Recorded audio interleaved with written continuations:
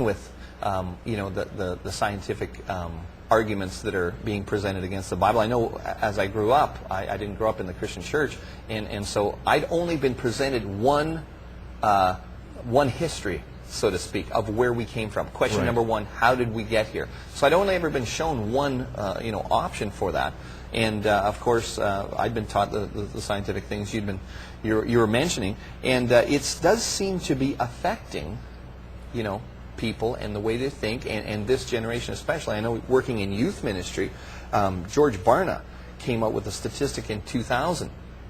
And I don't know if you know who George Barna is, but he's kind of like the Christian Gallup poll taker. Yeah, he does surveys of within the church and so on. And he seems to be pretty accurate. You can actually look at the way he structures the questions and stuff like that. But he came up with a quote that said, when asked to estimate the likelihood that they will continue to participate in church life once they're living on their own, these were kids from Christian homes that went to public school.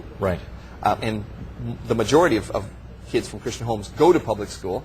The response was levels dip precipitously to only about 1 out of every 3 teens. What he was saying is that 70% of those kids say that when they reach age 18, they're going to walk away from the faith, and it's just not relevant to them anymore. We've heard statistics from Barna, from folks like Josh McDowell, and other people who take surveys and so on. There are huge percentages of children who've grown up in the church. When they get to post-secondary education, they will leave Christianity because the world's astronomy and biology and geology and so on, they seem to have answers. And they seem to make sense from a certain viewpoint. And we'll look at that. And let's face it, we all want to be consistent people. You can't, it's very hard to hold two diametrically opposed viewpoints in the same skull at the same time. And those are real things that we're seeing. You want to have reasons for what you believe, right? Whether you believe in millions of years, you want to have reasons, something that supports that. You don't just want to have blind faith in millions of years. That's right. And this is just a stat, and people can look at that and say, well, it's just a statistic.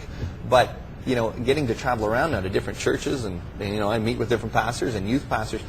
A couple of years ago, I sat down with he was the youth overseer for a major Christian denomination in Canada, and I told him about this statistic, and I explained to him, well, I'm talking to many 60 to 70%. Yeah, I told him, I'm seeing this stat. I'm talking to many pastors, many youth pastors, and people are saying, yeah, this seems to be holding out.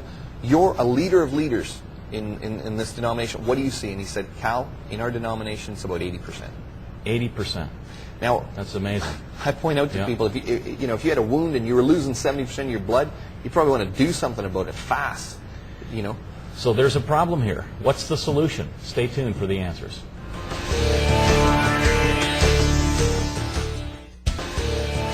And we've been talking about how people seem to be accepting these notions of that some scientists are presenting with a different history of the universe, of how we got here. Question number one. And I always like to point out to people that really this isn't a question of science versus faith. This is more of a faith versus faith issue.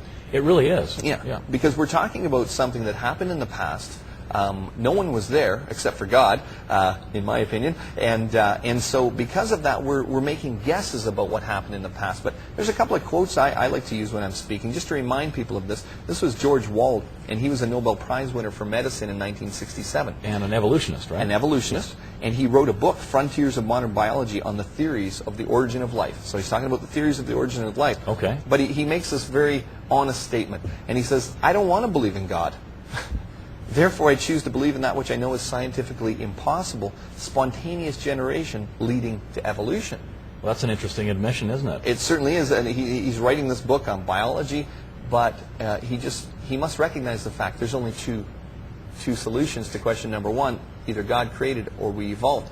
He's rejecting. He just says, I don't want to believe in God, probably because of the moral implications of if God created, he's probably got some rules, and perhaps you should follow them. Well, it's interesting also that he points out the evolutionary impossibility of spontaneous. He calls it spontaneous generation. Of course, that reminds us of Pasteur and the life begets life.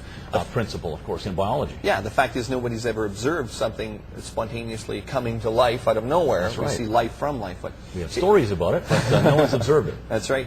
Now, here's another quote that I like to use, and this is from Richard Dawkins. And Richard Dawkins is he's a prolific writer. He's a very charismatic man. He's on tour right now in the States promoting his new book, The God Delusion, I understand. And so he's an evolutionist, and he just has a position that, you know, if you believe in God, you're deluded.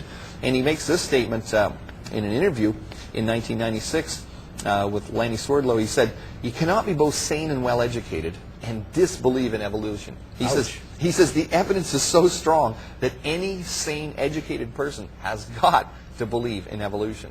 So he's saying, what's he saying about us then? Well, I don't believe in evolution. No, I guess think I'm educated. I would say by that statement you're insane and insane. you're uneducated.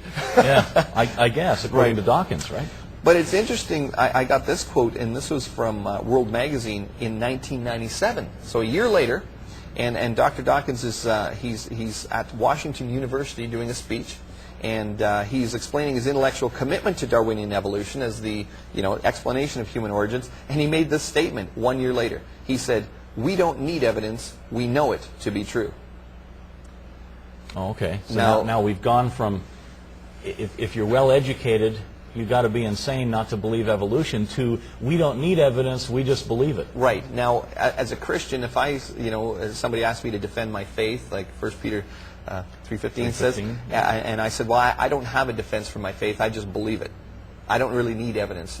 Typically you would get the response, well, you see, that's a blind faith, and you just believe it because maybe your mom and dad told it to you or something like that. But see the switch up here. The evidence is so important, but we don't need evidence because we know it to be true. We're going from a faith position to, is there really that much evidence for evolution? One of the key things that we need to talk about is different types of science. Right. Right? And we've hinted at this already a little bit. There are different types of science. Mm-hmm. There's the good kind of science, experimental science or operational science. We refer to it that way. Right. And that's the kind of science that's done in a lab where scientists can go and you can repeat your observations over and over again. Right. And that's how we get things like scientific theories. So if I believe, I get hit on the head with an apple, and then I think, well, maybe there's this force that somehow pulls objects towards, centers of large masses, and gravity. Then I can take out a penny, and I could do it now, and we could repeat the experiment. Or you could let yourself get hit by an apple many times and measure that, and then come up with an explanation for how that happens. So I start with my hypothesis, and then I could actually bring that to the point of a scientific theory. Right. Right. And that kind of science leads to technological advancements like these television cameras and lights and computers and so on. It's good stuff. Right. As we do that kind of science on living things, we discover how we work, how our eyes work, or whatever.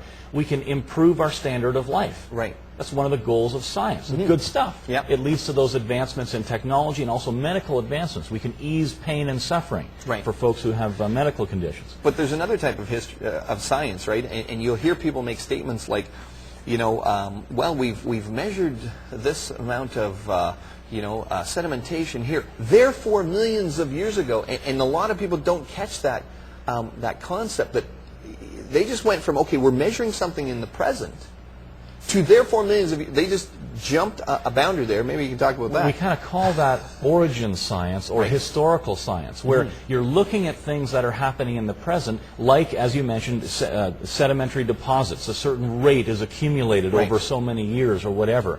And then you have to make up, you observe that in the present, but then you look at, for example, the strata in Grand Canyon, and you're saying, well, what we observe today, that's always gone on, and so we make up a story, a history about Grand Canyon. Right. Fossils are a great example. We've got a fossil here. This is a piece of dinosaur bone. And if you'd go out and find this in the field, you'd have to...